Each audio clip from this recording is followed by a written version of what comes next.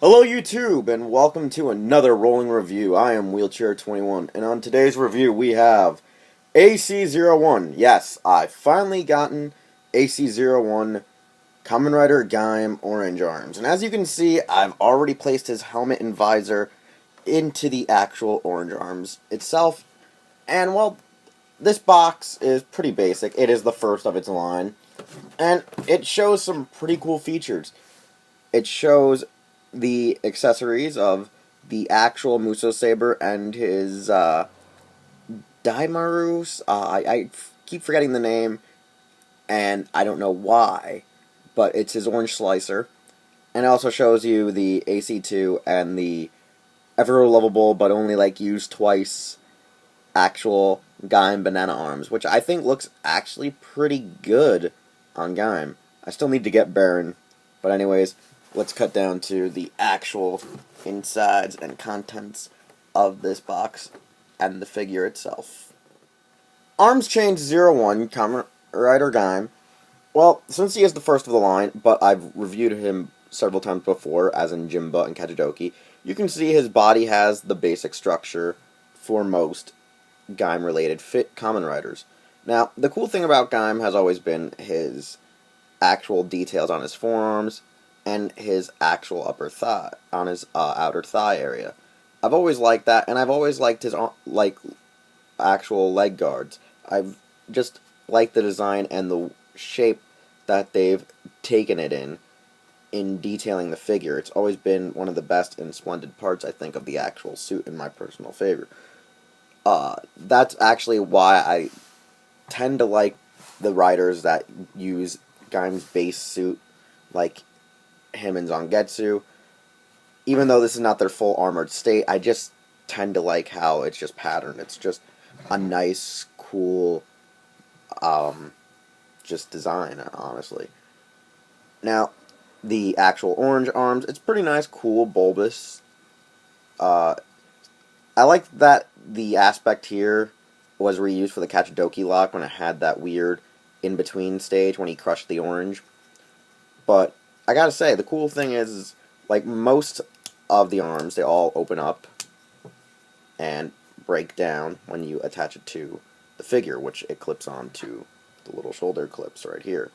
Now, some waves or some distributions of the figure will have trouble clipping them on, so take caution, you can actually crack these on some of the figures. I have yet not had this happen, but I almost had it with another recent figure I was able to get from the line. Once fully applying the orange arms atop of Kamen Rider Gaim, he looks amazing. He looks splendid. He actually doesn't lose any real humanoid articulation in the shoulders due to the shoulder pads, unlike other AC figures in the line. He can still move almost all the way up for a 180 degree from hip side all the way up above his head.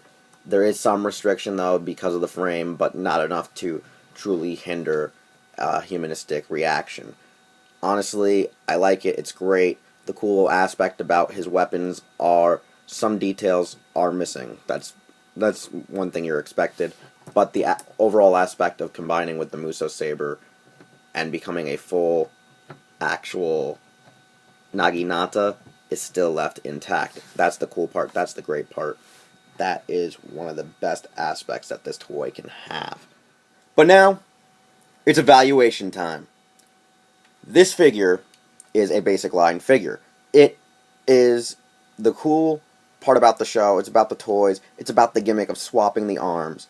And it's been one of the most sought after series in a long time. The AC line is worth the price if you can get it for retail or a little under retail.